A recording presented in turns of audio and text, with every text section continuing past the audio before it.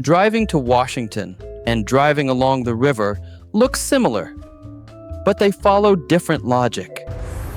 One ends in arrival. The other stays in relationship with the path. These words are not the same just because they describe motion. To, along, across, through. Each has a specific meaning. The real question is not motion alone, but what kind of relationship the motion creates. The referent is the point of reference, the object or place that gives the movement its frame.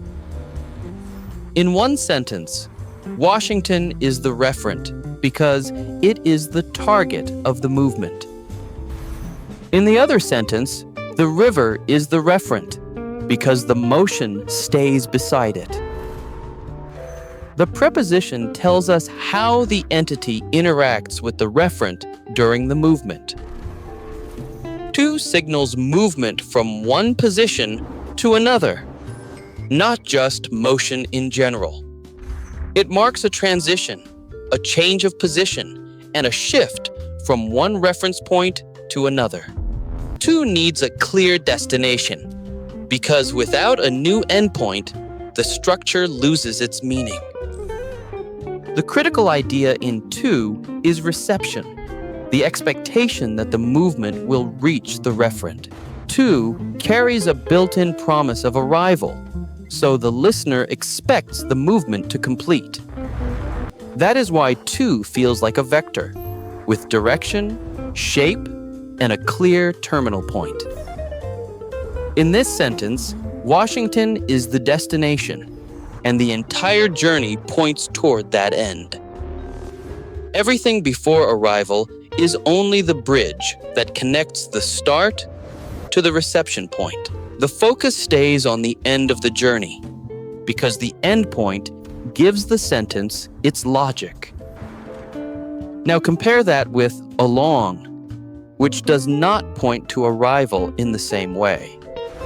Along keeps the same referent throughout the movement, instead of shifting to a new one. The movement stays parallel to the referent, so the relationship remains stable and continuous. There is no new destination here. The motion is not defined by reaching something new, but by the path itself. The point is interaction, not reception. That difference is what learners must notice to master directional prepositions. She does not reach the river as a destination. She moves beside it and in relation to it throughout the journey. She simply interacts with it while moving. That interaction is the whole point of the phrase.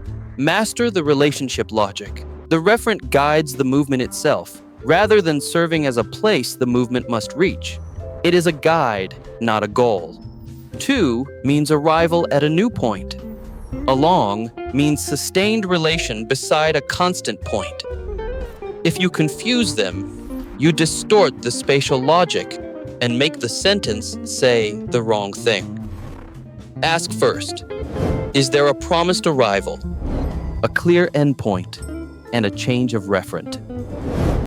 Ask second, is the movement following one object while staying in contact with it?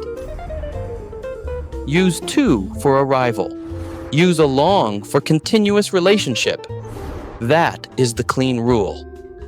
Mastering spatial distinctions is how you move from basic communication toward true fluency. Subscribe to Radiant Skills for more logic-based English lessons.